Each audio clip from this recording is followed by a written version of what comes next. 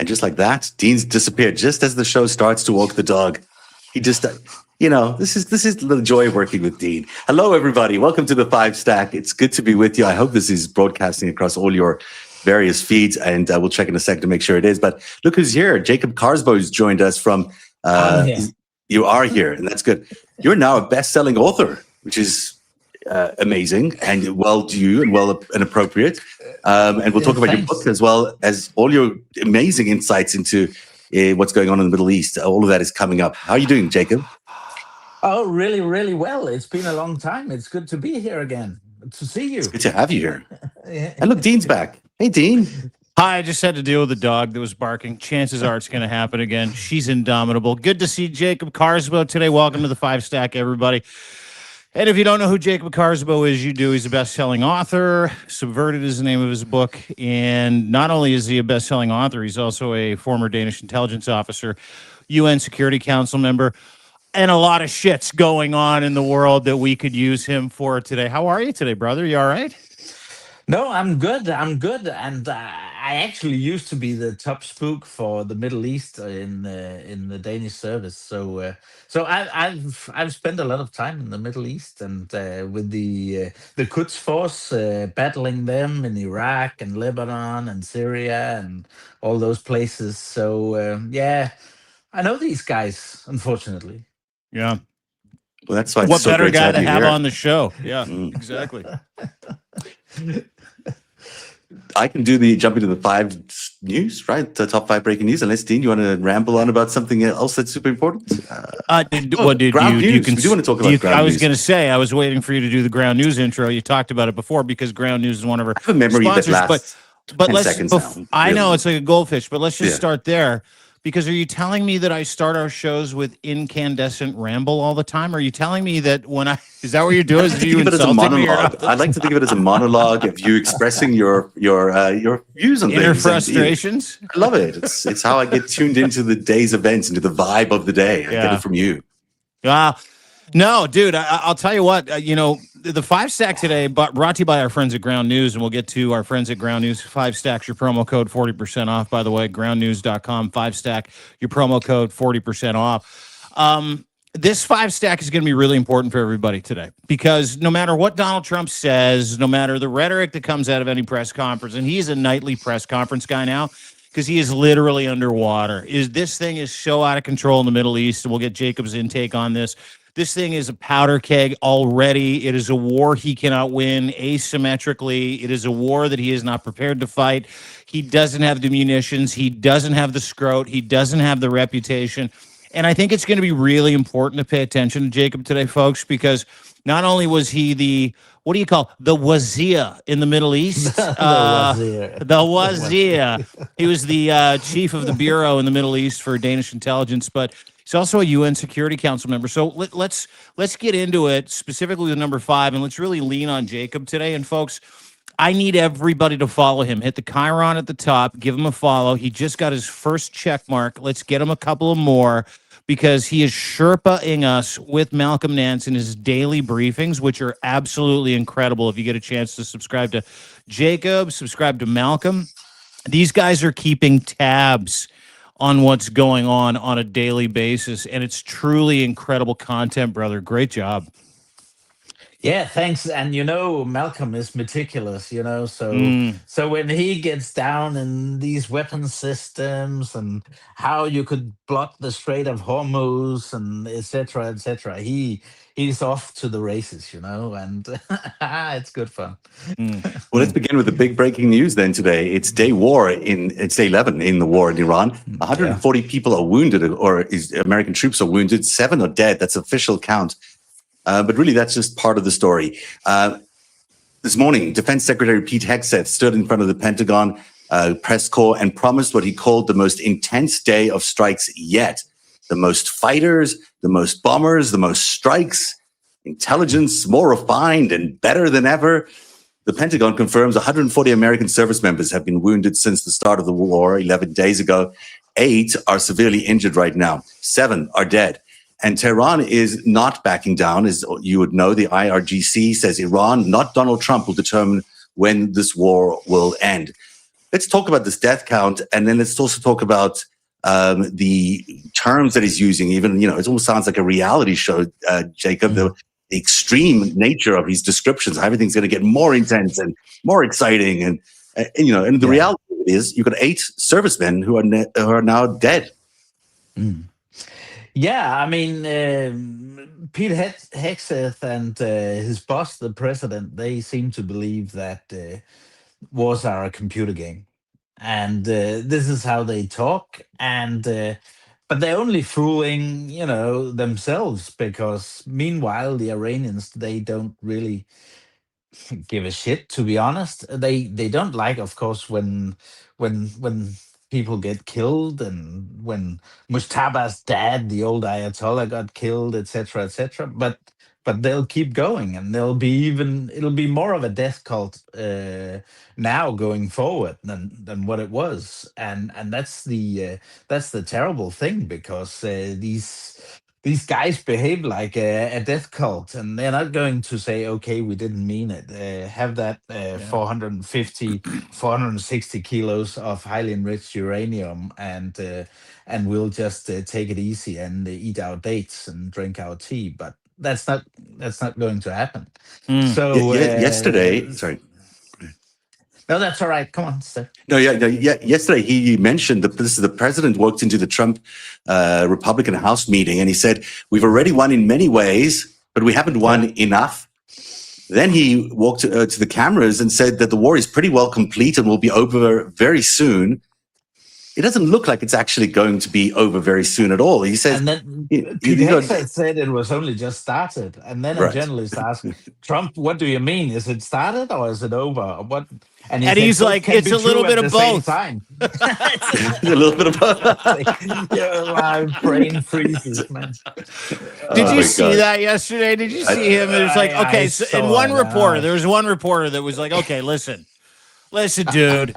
You just said it's very nearly complete after a phone call with Putin. However, your press secretary, or let's call him a press secretary, he's not a secretary of war, was like, we're just getting started. We're going to hammer the fuck out of these guys till September at least." And he goes, "It's a little bit of both." It's like, it's crazy when you really think about it. There's no strategy. There's no plan. They're running out of ammunition by all accounts. I mean, this is a recipe for disaster. On top of that, the Energy Secretary is now posting that the U.S. Navy warship had escorted an oil tanker through the Straits of Hormuz. That was a lie, or untrue, or something, or a market manipulation. But there was no U.S. Navy warship helping any tankers through the Straits of Hormuz, although oil prices did change on the news. This is a very out of coordination, not very well constructed war effort at all. They really don't know what they're doing, or maybe they do. They're just trying to, juice the markets. But either way, it looks terrible. And exactly the same thing with the Strait of Hormuz. They talk about, we'll escort ships. Unblocking the Strait of Hormuz is not a cakewalk. It'll take a whole lot. They'll need Marines or someone else in place to control the islands, the Iranian islands in the strait. And, they'll need to clear it for mines. They'll need to get rid of thousands of those IRGC speedboats that they would use for suicide bombings, etc. So this is a huge undertaking, and from what I can understand, there are no Marines in the area, so they'll actually have to come from the Asia Pacific theater or from the Caribbean. It's not something they can do next week or the week after. There's no. And it requires ground troops, right? I mean, ultimately, it requires ground troops. I mean, there's no ways you're going to do that from the air. No, and Iran have got naval missiles as well, and how do they control that ground? How do they make sure that they can't use them? And they'll be launching small drones as well and stuff. So it takes a whole lot to really get a safe Strait of Hormuz, and it'll take weeks, and perhaps also months. Yeah. So let me ask you a couple questions, Jacob. You were talking about the new Ayatollah, right? You're talking about how this is a country of 93 million people. They've got 30 million people in the IGRC volunteer guard. The foreign minister the other day said, "Hey, listen, go ahead, bomb whatever. We're waiting for them. We're waiting for them. We're on the ground. We're waiting for them, boots on the ground." That is now an increasing possibility with U.S. boots on the ground. And what I want to understand, and I think I want everybody else to understand this watching this, because, you hear, at least I've heard in my last account, it was like 14 different excuses for the invasion of Iran, from regime change to, a holy war, Christians versus Muslims, which is my fucking favorite, Navy. by the The Navy. We gotta get rid of the Navy. Got to get rid of the Navy. And they're like, go ahead, get rid of the Navy. Go ahead, blow everything up. Go ahead and bomb us. And the foreign minister had this like calm look on his face. And he was like, we're waiting for them. We expect a fight. We expect a war, and we will win that war. Explain that, because asymmetric warfare is not dropping bombs from the fucking sky. Like, you can only drop so many bombs. Regime change has never been brought about. We know this. You've tuned us into this many times by dropping bombs on people by an aerial assault. Regime change happens on the ground. Now, the new Ayatollah, who's the son of the old Ayatollah, who before the United States and Israel killed his dad, his mom, his brother, multiple family members and friends of his in that bombing sortie, was apparently 10 times more hardline in his approach to dealing with the West and dealing with combatants, and his Muslim hardline dictatorial stance. Like, this guy is a fucking killer. And nobody can seem to be able to find him. Nobody knows where he is. But this is the vacuum. This is the vacuum when you create a theater and you cannot control that theater, and you just decide that, hey, listen, we're just going to go do something. I'm going to hide the Epstein files. And we got enough bombs to last us out. And the other thing is they're running out of munitions. But talk a little bit about the asymmetric warfare, which the United States is not prepared for. Iraq comes to mind. Vietnam comes to mind. Afghanistan comes to mind. And then talk a little bit about, the hard line, and it's going to be a generational radicalization of these people who are getting literally bombed into fucking submission. Yeah, exactly. It's they'll try to get the U.S. into the quagmire because that plays to their advantage, and their ultimate goal is to get the U.S. out of the Middle East militarily, to get, to make it impossible for the U.S. to maintain their bases in Kuwait and Bahrain and Qatar and Saudi Arabia. So they're in it for the long haul, and that's also why it's perfect for them, to be able to make this stranglehold on the world economy. And Who's they? On the, Who's they? When you talk about them, what are you talking about? Are you talking about for the Iranian regime? Yeah, it's perfect for them to have that stranglehold on the world economy, and not least on the Gulf economies, because they are already, thinking, okay, how do we get out of this? Because our whole business model for our societies is gone. because it isn't more than And the just Iran. Iranians, Isn't it also Russia, and isn't it also China, who benefit yeah. tremendously from all of this? I mean, it's not, this is really, the Iranians are a that's proxy, why they're really. helping. Yeah. Yeah. That's why they're helping. The Iranian, Putin couldn't give a shit about the clergy in Iran, but for him they're very useful. So the more they can menace the U.S., and also from a Chinese perspective, the U.S. is burning matches in the Middle East. That's perfect for Xi. So they'll keep the Iranians at it. They'll keep feeding them what they need in terms of tech, and also in terms of intelligence and stuff. So they'll keep this hamster wheel going. Because And today we had a really big thing happen. This announcement yesterday, I guess, that Donald Trump sort of throwing under the bus Steve Witkoff and Jared Kushner, this notion that these two people, Steve Witkoff is a Russian asset. We can all pretty, say that pretty clearly. He always has been. He was installed in the White House by Putin.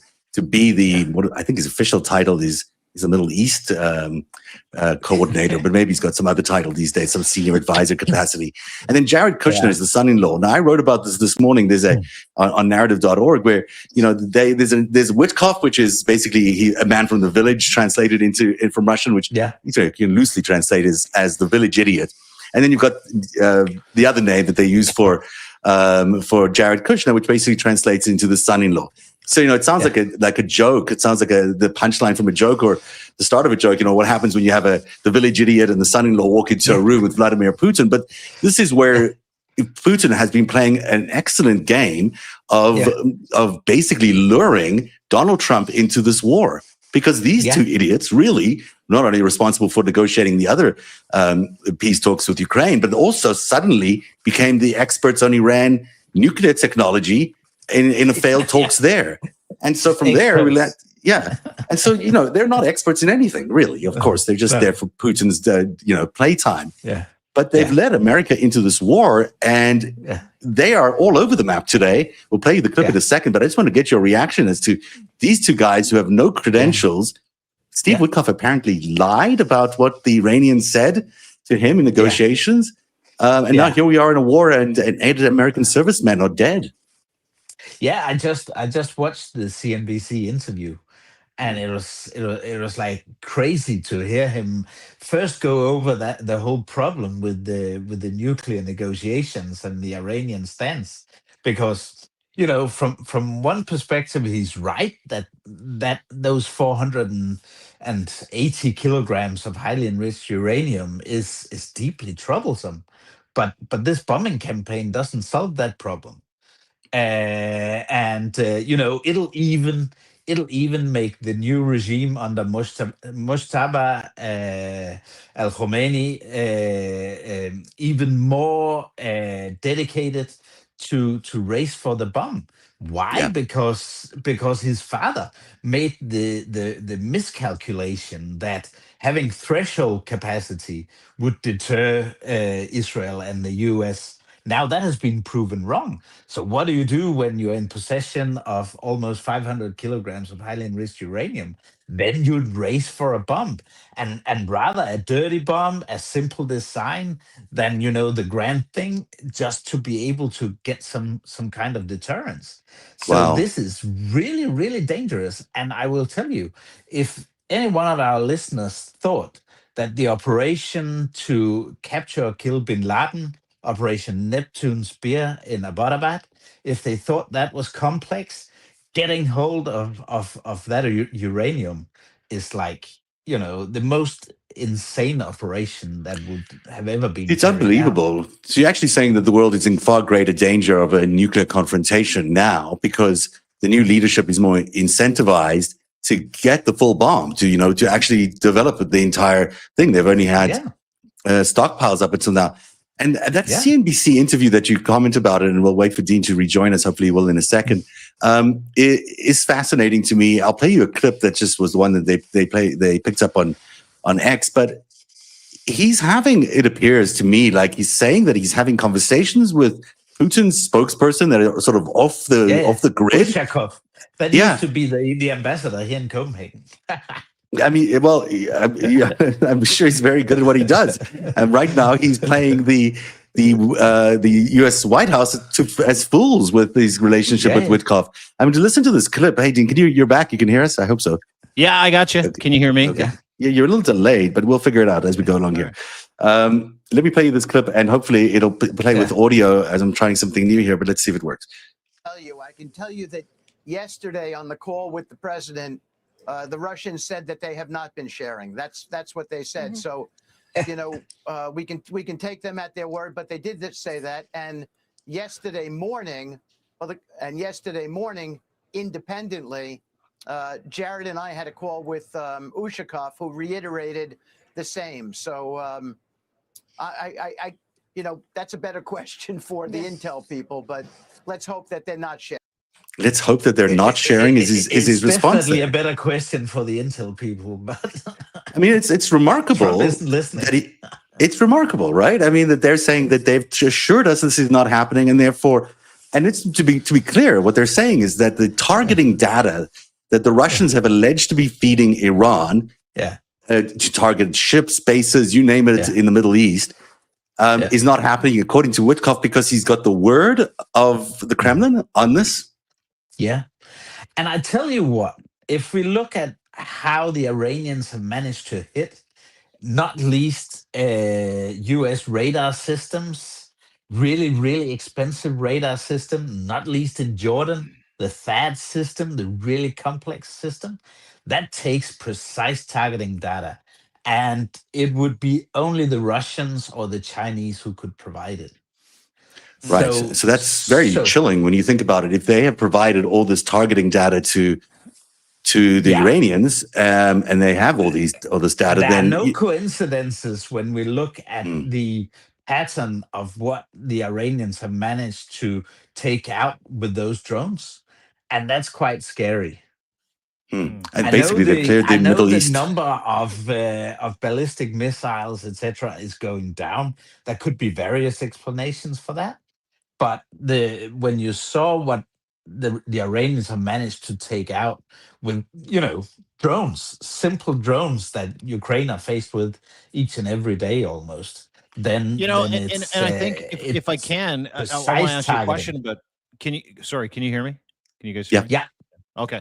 I want to ask you a question about that because it speaks to the lack of preparedness, and you can look at the record low petroleum reserves in the United States also as another lack of preparedness. But this is a regime that is largely, if I'm not mistaken, not just unprepared, but have no idea about preparedness, no idea about the theater of war. It doesn't matter what Pete Hegseth says. Doesn't matter what Donald Trump says. Doesn't matter what Marco Rubio says. These are sycophants. These are civilians. These are failures in human life that have been given these gigs to go and attack Iran. And and to that point, I don't think they know what they've done. I think they know what they're trying to use this for. Obviously, the Epstein files. This has been called Operation Epstein Fury by better people than me.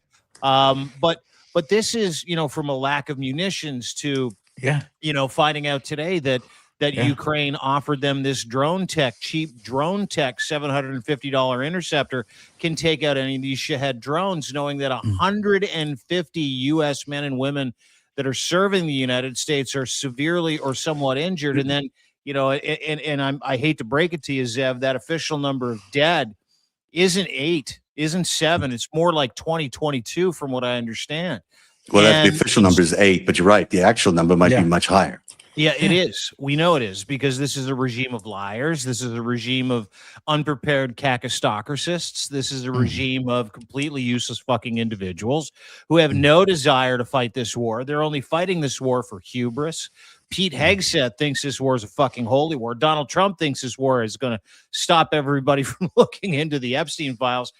And who knows what anybody else in the regime thinks. But this speaks to, Jacob, if I could for a second, and I would love for you to kind of feed into this.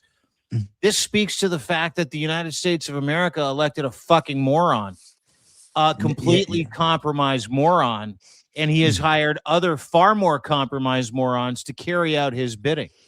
Yeah, completely. I will say the exhibit number 1, if you want to say how much they've underestimated the fallout from this, is the fact that they didn't even evacuate non-essential personnel at the embassies.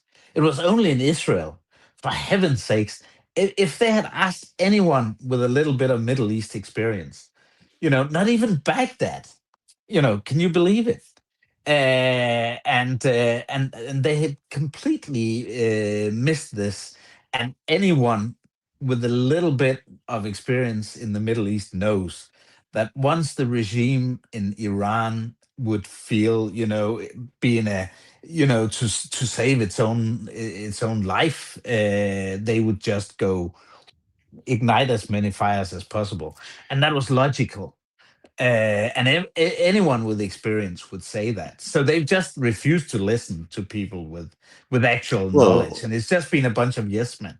Shouldn't have those people around them, their allies in Saudi Arabia, their allies in Israel, have also told them this information? I mean, it seems like, okay, maybe this administration are complete fools, but as they're being led into a war, would their partners say, hey, you might get your entire embassy roster blown up and your defense systems all blown up in the entire Middle East if you participate? And those allies did not say that, which makes you really question their alliances. And I also want to go back just on that point to Jared Kushner and Witkoff, because Witkoff, of course, we know his kids are heavily invested in this crypto world that Donald Trump is creating.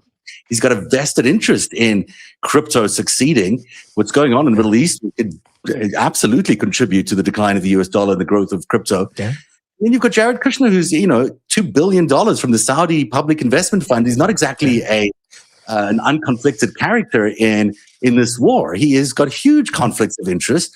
Now we're getting into the juice. Now we're getting into the good stuff, by the way. That's where it's happening, it's $2 billion, and he's the one who's responsible for negotiations with Iran. Well, and listen, let me just kind of stop you there if I can, because we've got some audio to play, if I'm not mistaken, right? We played the Witkoff stuff while you were gone, so we played some of that. Oh, you did? Of him blaming everybody else. I'm sorry. I had audio. Oh, maybe it wasn't that. Maybe which clip are you looking for? Because I only got the one.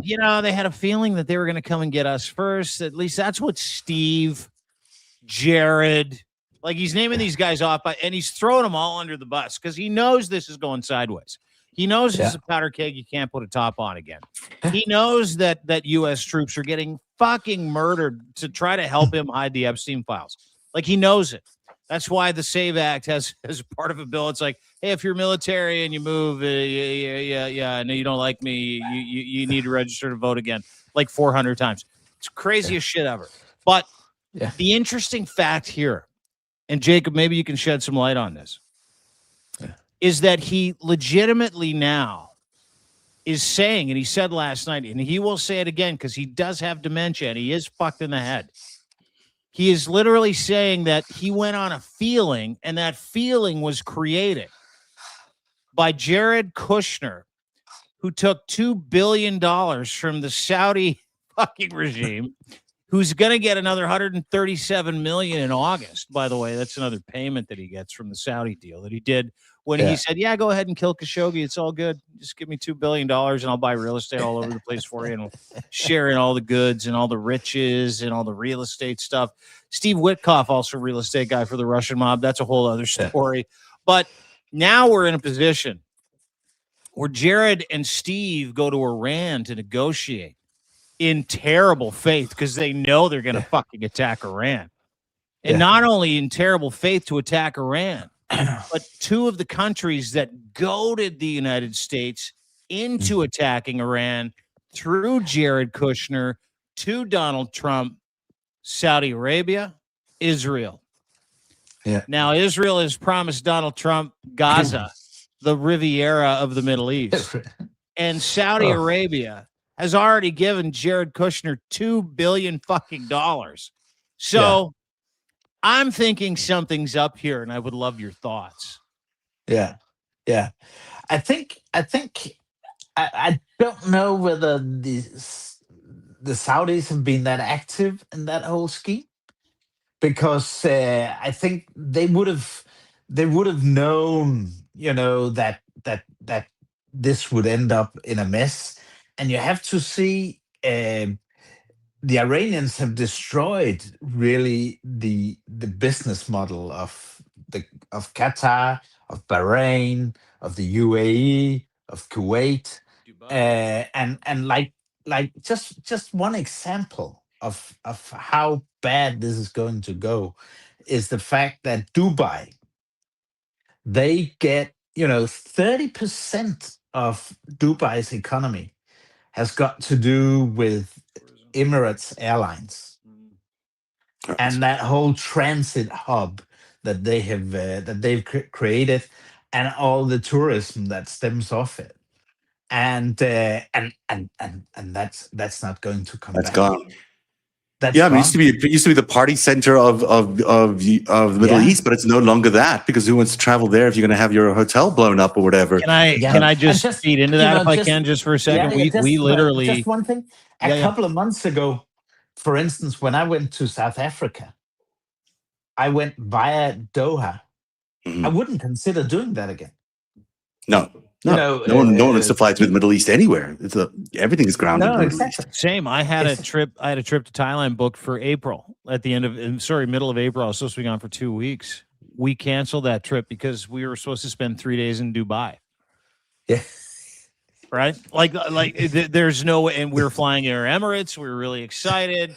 You know, my partner's one of those people that loves, like, how do we get business class for like beer class? Like, how do we do that? So we figured it out, and she's really excited. And we're going to Dubai. We're going to spend 2 days there. She really wants to see it. She knows there's a cultural appropriation she's going to have to feed into. Totally cool with it. But when they bombed the fucking airport, it was like, we can't go to Dubai. And to that point, and let me just say this about Air Emirates. They're like, we get it. Here's your money back. All of it. Yeah. There's no cancellation. Back to this idea of whether the Saudi and the UAE actually benefit or not from this. It was my understanding that the Saudis did actually push for this initial attack on the Iranians. Is that not what you're hearing, Jacob? Is that incorrect? I'm not so sure. I'm not so sure, and I'm also starting to see a pushback already. Well, the pushback is real. I get that, but I mean, the initial stages of this attack were they actually pushed by the Saudis to do this? I gotta dig into Jacob. What do you mean you're seeing pushback from your intel community? Explain that. No, from the Gulf Arab states, you know, because it's a disaster for them, and now it's about mitigating the disaster. It's not going to come back to the good old times for any one of them, but this just gets worse and worse. But that's exactly what I was trying to get at. Was this idea that they started? I'm skeptical that the Saudis, maybe because MBS is more of a risk taker and more rash. It could be that has changed. What always, the Saudis used to be more cautious than that, but with MBS, it's possible that he has gone further. But he's been taught a lesson now. I'd say. I'm just curious if that has changed since the start of the war. Like 10 days ago, when they said, "Let's go to war," or "Let's attack these targets," the Saudis seemed interested in that, or seemed to be supportive, according to early reporting. Now you're saying that that's changing. I get that sense that that's this, across the Middle East, everyone is sort of having second thoughts about what they've done. Is that a change, or has that always been the case? Has there been consistent since before the war, and that initial reporting was wrong? I think the initial reporting has been overblown. Mm-hmm. Perhaps they've always been lukewarm. They've known about the dangers. They don't like the Iranians one bit, but they've been aware of the whole explosion of consequences. That hasn't surprised them at all. So the scenario now is that you've got the United States and Israel alone, basically, in the world, with losing all these other allies, up against Iran, which seems, ready to stay for the long haul, backed by a supply chain from Russia and China that is going to be consistent and stands, and America's running out of ammunition, with a huge question mark about how long they can sustain this. I mean, there is a scenario floating around out there, and I've heard it from a number of people, where Iran actually wins this. Mm. Yeah, I mean, it's difficult to say with all the consequences that Iran has already suffered, that they are the winners. But at least they're on the winning team, because the Russians are winners, the Chinese are winners. So, in a certain sense, you could argue that the Iranians could also be in a better position after some time. And as I said, it's going to be an even more radical regime. And who knows what Trump is up to? Who knows whether he'll start a ground invasion? But be sure that the Iranians will be, they won't mind drawing him in, because they know they can outlast the US, and that will make the US even weaker with time. So, can you kind of they're speak playing to that? the long game. Yeah, well, let's get to that according to ideology and extremism, right? Like, the people of Iran, they're on home soil. It's like the people in Ukraine, they're on home soil. They're fighting for something different than someone else's war, right? Yeah. And set ideology apart just for a second, but not so much. Is that when you're attacking a country and you're doing it for nefarious reasons, and this, soldiers know this, the people attacking another country know this. And they all look around and look at each other. I'm sure you've had some of these experiences where you're like, the fuck are we doing here? Right? Yeah. That's a very different motivation.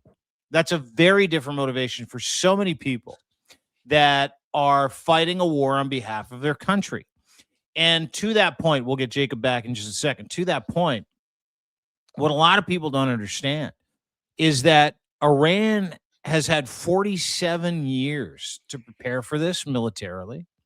Iran has had 47 years to prepare for this spiritually. To propagandize people over a, half a century in a country where you get access to burning books and getting rid of heretical, information about the West, and you get a chance to literally warp the minds of two generations. A generation is 25 years. They got two generations of hardliners that they've been able to say, Zev, and this as well as I do, being from that era. You got family from that era. You understand the ideology behind hardcore extremist Muslims. You understand the Abrahamic faiths. You understand the importance of propagandizing and turning people from the age of like 2-3 years old until they're of the age of majority, of the age to be able to hold a weapon, of the age to be able to understand what it's like to go, oh, okay, I get to be a martyr for the entire reason that you brought me up this way. The United States is not wired for that. They are not wired for asymmetrical warfare. They are also not wired to understand, as cool as everybody in the United States is an evangelical Christian that believes in Christian nationalism. They're like, this is a holy war. As cool as you are, you do not understand how fucking angry these people are. There you go. I can't hear you. There you go. Can you not hear us? No. Can you hear us? Hello, hello, We'll hello. get it back. No. Jacob, can you hear us? Hello, Jacob? No. Can you hear me? I can hear you. Yeah. Can you hear us? I can't hear you. Oh, well, that's odd. I don't know how to fix that. You have to try get back He's in. gonna have to go to his dude. I can't hear a thing. I know. I couldn't either. Go out and come back in. I think you have to come back. Go back. Yeah, I'm pull him going to out. say Come back in. leave it on the chat. But that's the gamble here, and that's the gamble that the United States is trying to propagandize away. That's the PR behind videos of Les Grossman, Tropic Thunder, dancing in a video where the White House puts out a video. Let me interrupt you there a little bit and just say there's a this is more than just about propaganda. This is more than just about decades of building ammunition and plans and all of that. This is a war that America has been entrapped into, and we've been walked in there by Witkoff and Kushner, which proves the fact that it was the Russians basically who did this. They're the ones who benefit the most out of it. They're the ones who pulled us into this war. And then the other thing which really struck me, there's two other things that happened that really struck me. One is this attack on the school. Now, clearly you've got the school was attacked by American Tomahawk missiles. That's been proven now, no matter what Donald Trump wants to say about it. Now, it happened to be next door to the IRGC facility, and it's quite possible they just got the wrong information. Now, the question I have is who gave them that information? Because whoever gave them that information knew, in all likelihood, that there was a girls' school next to the IRGC facility that they were trying to strike. So you've got two situations there where America is being led into a war, and then you've got a situation where America might be led into this school attack. And then there's this third one, which is the fact that they killed all the IRGC potential successors to the Ayatollah. So you had all these people in the IRGC that Trump wanted to give Iran to, but they all died in the initial attack. That's three very big events to happen. And maybe they're coincidences, but likely they're not. Likely what you've had is America has been pulled into a war by the Russians, who benefit greatly from this, using their useful idiots, Kushner and Witkoff, that they were lured into an attack on the girls' school to make them look like they are morally bankrupt, and that they have no ability to operate in the battlefield without killing civilians. And third, their safety plan, their game plan to do what happened with the IRGC after the Ayatollah is gone, well, they eliminated that possibility too. Those three scenarios make me feel like America, I mean, not only do we know this, we know the president of the United States is incompetent, but he's also incompetent to the point where he's dragged America into this war that is completely set up for him to fail and for America to be stuck in a quagmire for decades. Such a great point, Jacob. If you can, I think that what we're talking about is the failure of intelligence in America, the belief of Donald Trump in other people's intelligence as opposed to his own, and now they're in a trap game. Now they're fucked. Yeah, and it's very hard to see a positive scenario. That can only be a loss, and how you avoid a catastrophic loss is also very difficult to see, because there are some scenarios here where it'll take much more than I think what Trump is able to put into the game to avoid catastrophic scenarios, like what I said about the highly enriched uranium, like we talk about with the Hormuz Strait. Perhaps it could be that, if Donald Trump declares a victory and says, "Okay, we're going home, we've won," then will the Iranians necessarily open up the Hormuz Strait? Maybe they will, or maybe they'll say, "Okay." But then, okay, Gulf Arabs, no more U.S. forces in Qatar, in Kuwait, in Bahrain, in Saudi Arabia, and UAE. And if that's the game, we'll open up. And then you've got oil prices climbing, into an election where it's going to be a disaster, where the inflation, stagnation, call it what you will, is going to make it make prices impossible.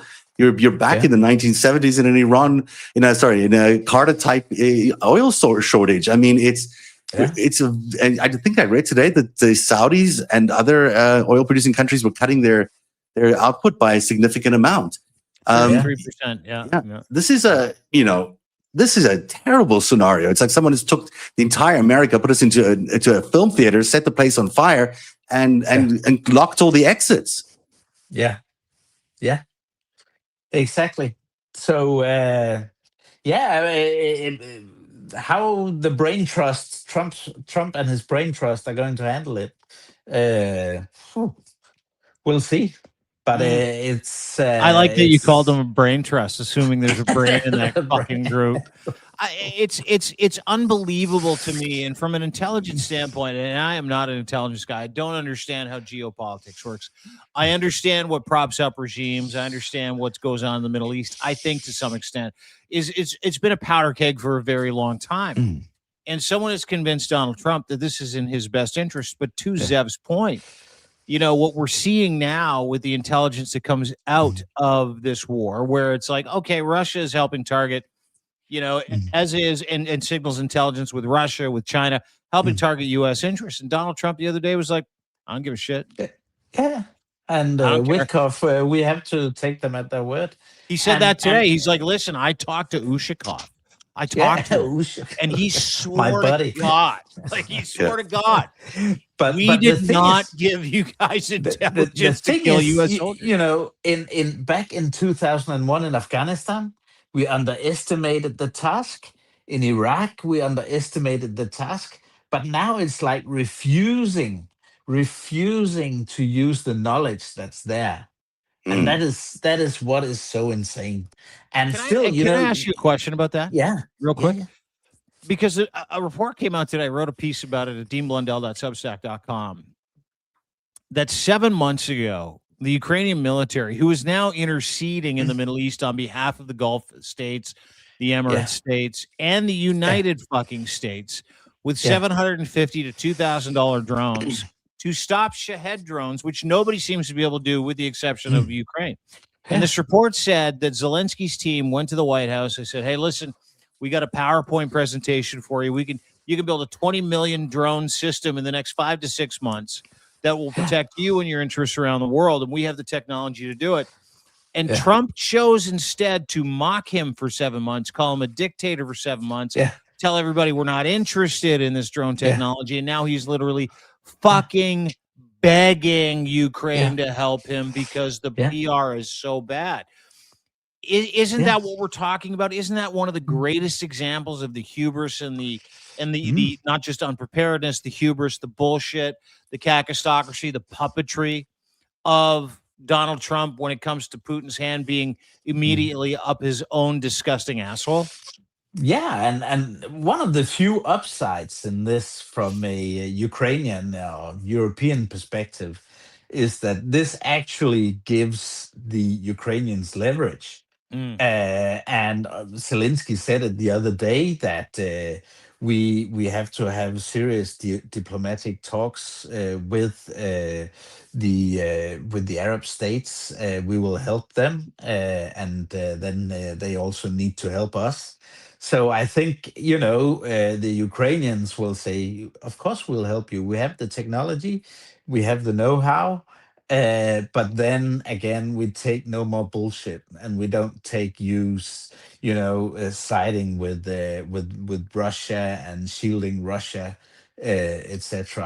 I suspect that's what they'll say, and that's one of the few upsides there is. Well, and let's talk about that upside real quick if we can. What a way to switch momentum for Ukraine! Like, what a change in momentum for them. You have every country getting attacked by something that the guys that abandoned them have caused. And now Ukraine is like, we'll help everybody, but you got to help us. Like, are those conversations happening right now that you understand? I think so. Yeah. I think they are.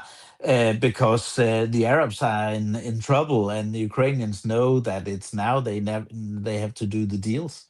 But also, from the the Ukrainians are celebrating because they know with the oil prices and Putin taking advantage of that, and they also know that the missiles for the Patriot systems will be harder to get.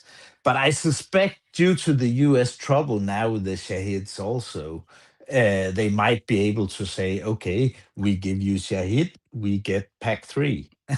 You don't have to worry too much about it because, Americans have now got their secret weapon when it comes to drones. Eric Trump and Donald Trump Jr. have merged their publicly traded golf course holding company with PowerUs, a Florida drone manufacturer that makes heavy lift military drones, 500-pound payload capacity, tactical defense platforms, maritime surveillance systems. And they're targeting the Pentagon's $1 billion drone procurement budget, which no doubt their father will allow them to get. This is a funny story because, of course, these two couldn't put anything together, but they are going to probably get this $1 billion funding from the Pentagon. This is the president's kids in a huge conflict of interest, obviously, profiting of war, profiting of the weapons of their father's military is going to land up buying for this prosecution of this war. It's the worst kind of example of many examples right now in America where you've got so much corruption in this military sector. There's so much interest in this war continuing, in amplifying the war effort here. And there's a lot of people that are going to be making a lot of money off it. That isn't good news for anybody. No.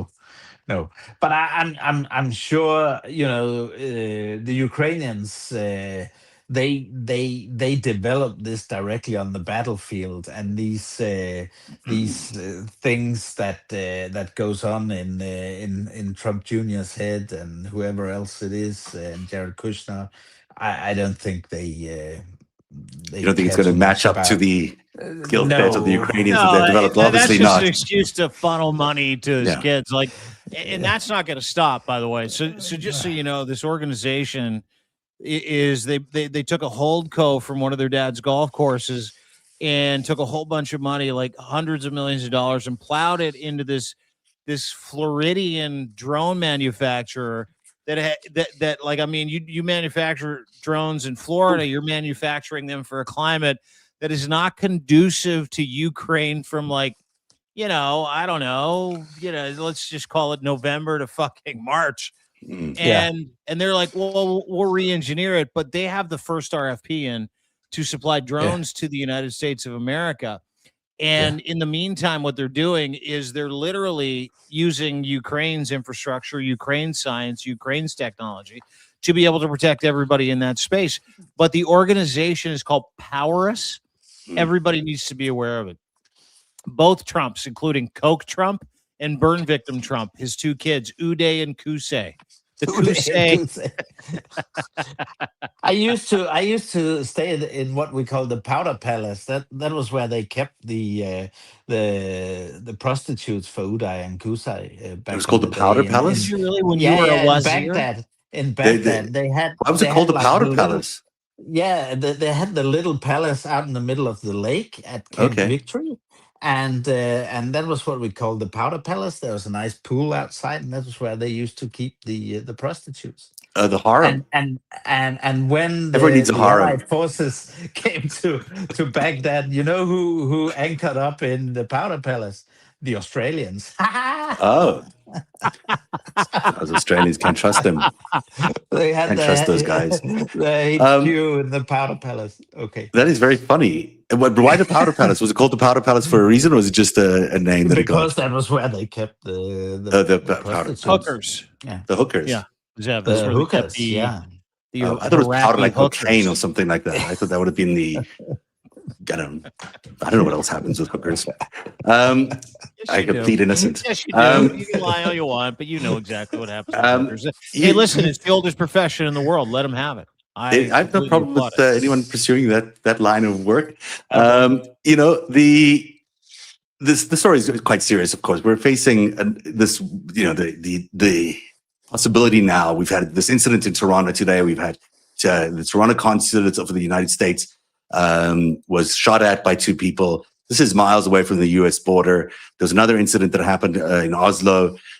This war is coming home to North America quite quickly, and you pointed this out on your Substack as well, Dean. This is not even just threatening anymore; it is becoming a domestic security issue as well.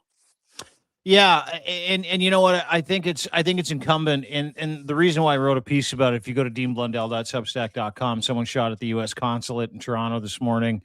The full global picture is something that everybody needs to talk about, because what Donald Trump and his minions do, they like to take these different examples and then blow them up and then find a reason in the example to be able to go and do something fucking nefarious.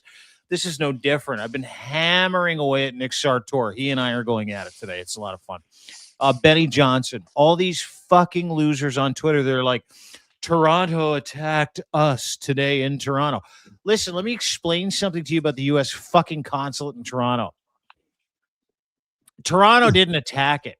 Some pissed off person shot up the the U.S. consulate in Toronto today. 5 or 6 bullets. They shut it down. They haven't been able to find the guy. But that hasn't stopped this regime from going, we need to build a wall. We need to annex Toronto. We need to fucking invade. And that's going on right now.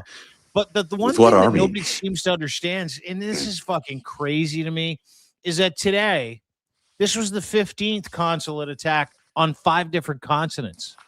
This is the 15th example around the world of people who are maybe Shia Muslim, people who fucking hate Donald Trump, from Baghdad to Erbil, to Riyadh, Saudi Arabia, to Kuwait, to Qatar, in the UAE, Al Udeid Air Base, Bahrain, that's going on now. Dubai is going on now. Oslo, fucking Norway, 2 days ago. 2 days ago was bombed in fucking Oslo, Norway. I mean, you want to talk about a closed society that keeps to themselves, who fucking hate. And keep in mind, that's the other thing, is there's sleeper cells all over the world that Iran has embedded for the last 47 years.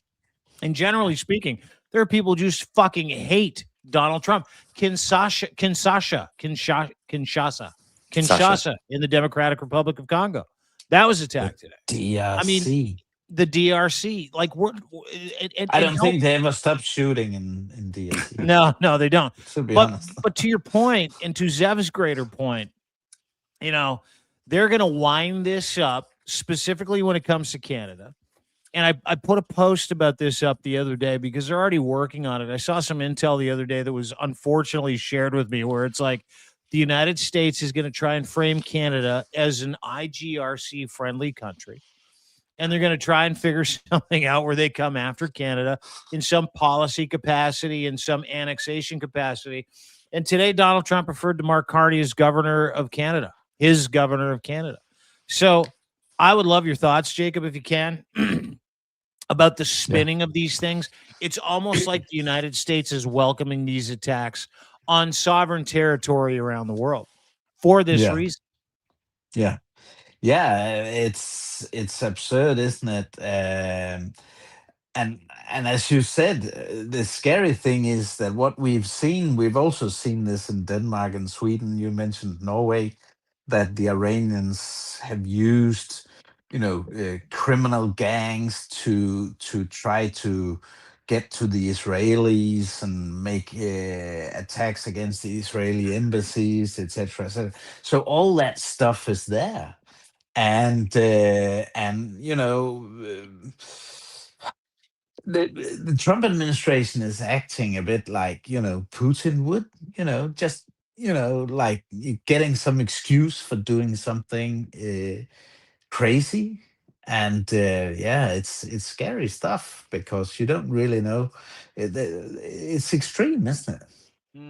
But America's in the target as well. I mean, America's got to have this huge Iranian population. They're going to have potential. Yeah. I mean, it would be remarkable if there wasn't a terrorist attack that the Iranians sponsored inside the United States. I mean, it seems like that's just bound to happen. It's just, it seems like the natural revenge thing they would do.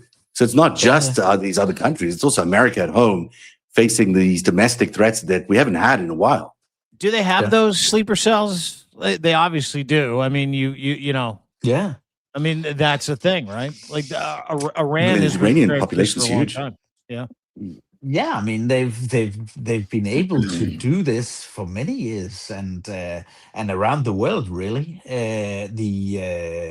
The MOIS, the intelligence service, and the Quds Force have been nurturing this in a number of countries, and they've also carried out attacks more or less worldwide in Europe, in Latin America, in Asia. They've come close in Azerbaijan, just to mention one example.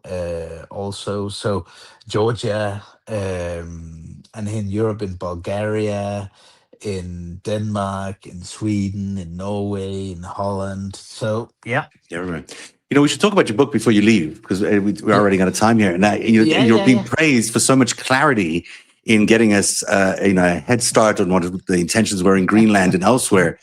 But I'm really interested in clarity in how we get out of this situation. Like, tell everyone about your book and why it teaches you something about how we're going to get out of this situation. Well, I will say it talks a lot about how Trump has connected with Putin over the years. It's not new information. What we've just done is get out all the stuff from the various investigations that have been and the knowledge that's there and lined it up and said, okay, this is what's happening. This is why we see Trump and Putin cooperate in Europe in various ways and be on the same side, and just getting out all the evidence, and also to see how from an intelligence perspective how dangerous it is to keep America close, because with all the loyalists that in the second Trump administration have been fed into the system, and with all the compromise that we know is there, then from human, for instance, you can't you can't cooperate with the US. It's there's a sacred bond, and this is about physical security of human beings, of agents. So you can, and I would doubt seriously that we'd be able to recruit any Russian of of value if we couldn't guarantee that we wouldn't cooperate with the U.S. Because there would be no faith Right in that. and so it's got really just to illustrate all these effects of what's happening both in intelligence and security wise. And now Denmark is obviously the example, but if we get a publisher in Canada or in the US, then my thinking is to just twist it and make it more broad in European terms, to explain what it means. And Because right now it's only available in Danish, right? I mean, so you have to. Not only is yeah, it a it's great book only that's super clear, but it's only super yeah. clear for the Danish people. I had a Norwegian journalist here that brought it back to Norway last week. She was very interested. So maybe but she said even in Norway it has to be translated because people don't bother reading a whole book in Danish. Yeah, but if you do read So Danish and you are in Canada and you want to get this book, it is called Subverted. It is yeah, by Jacob Karsbo. Jacob, that's how you say his name in Denmark. Jacob Karsbo, Karsbo. And I yeah. would encourage everybody watching this to kind of, reach into the top corner of your little Substack thing there and give him a follow. Look for him. Subscribe to him. He has been this incredible wealth of knowledge, and there is no ego on this man. He has been in the shittiest places of the shittiest places. And I got a chance to travel with him from Greenland to Denmark.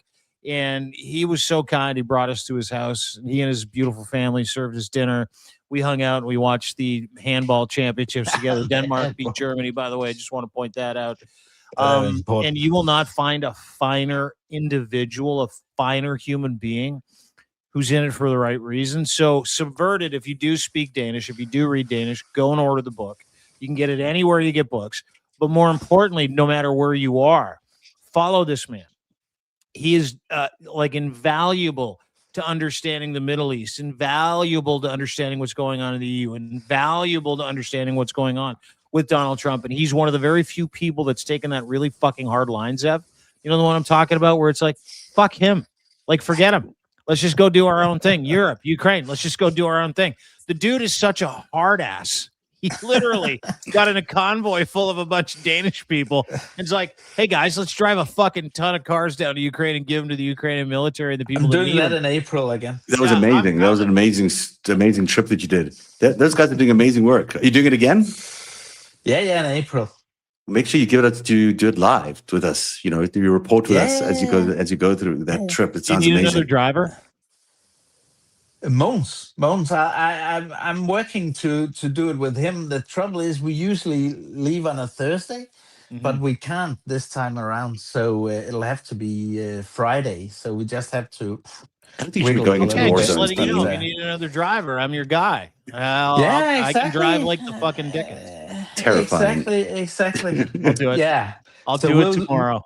Yeah, I'll shoot you a message. Okay, cool. And if you know a publisher that will do anything for less than 100,000 books guaranteed, then let me It's called know. self-publishing, I You and think. I have not I had know a chance to check they've in. been greedy in the US. That's what I'm hearing.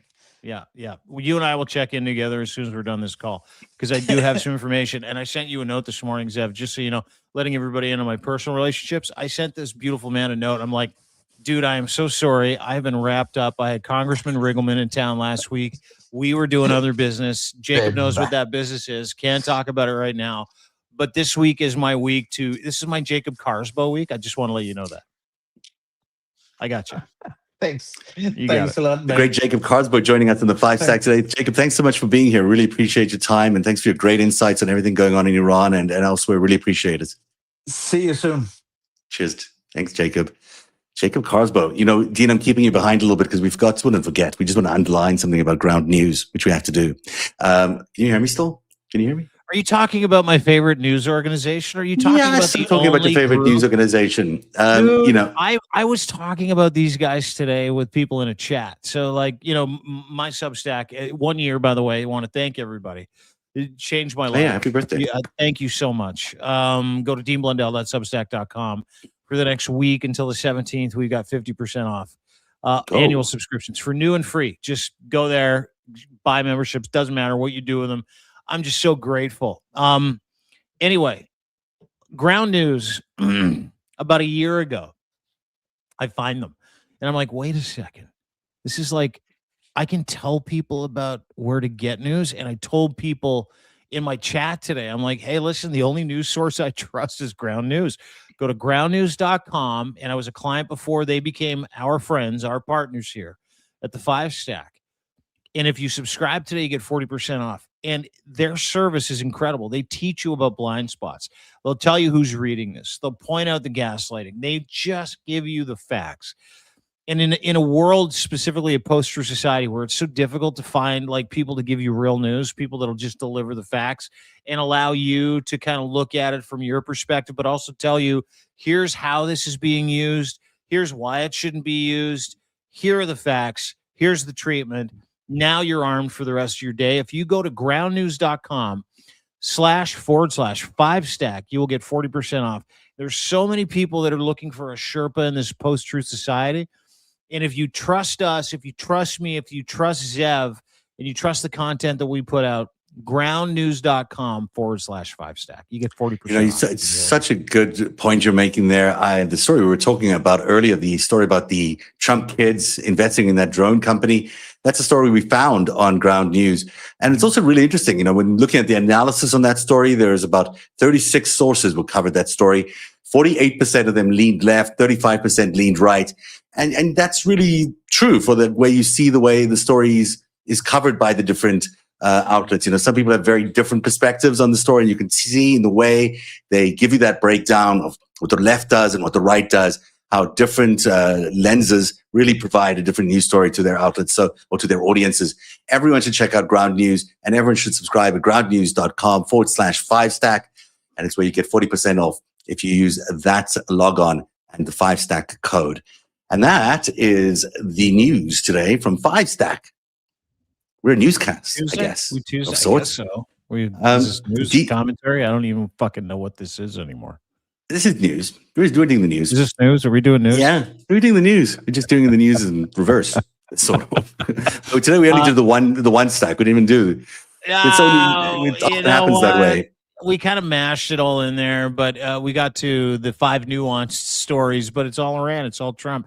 It's all the end of the kakistocracy. That's the only thing that we give a shit about here, specifically between myself and my friend Zev Shalev. Everybody needs to go to narrative.org. Please subscribe to Zev.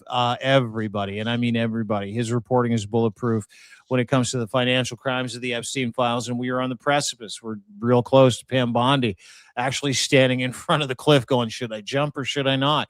We're also very close. I mean, this is the Operation Epstein Fury. This is a war predicated on him trying to save himself. We now have 150 military personnel whose lives have been changed forever, and probably close to 25 military personnel from the United States who are now dead, who are now fucking dead, because Donald Trump doesn't want you to know how disgusting and perverted he is.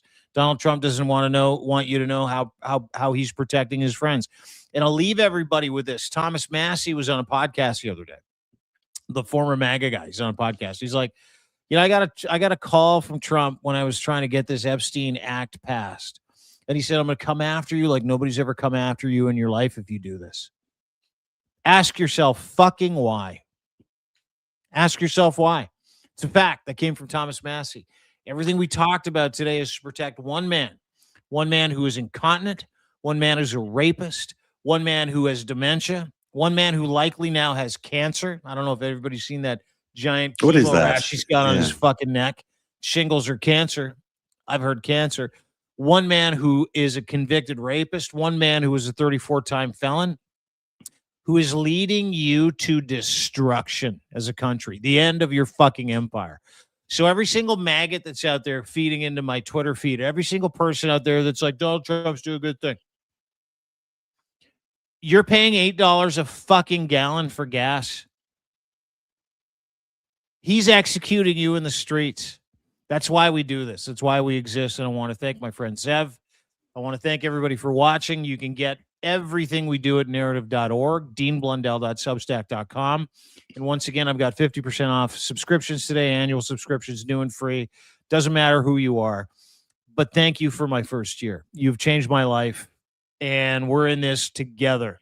And I'm not going anywhere. Neither is Zev. Neither are you. So we want to thank you with that offer. Go to narrative.org. Make sure you fill in. Oh, yeah, you got a nice. Okay. Make sure you fill in your subscription for his account, too. Listen, for your page, share this with as many people as you can. And thank you for joining us today. It's been a great joy being with you today. And thanks to Jacob Carsbo for joining us. Thanks, Dean. We'll see you tomorrow on the Five Stack. Until then, have a great day, everybody.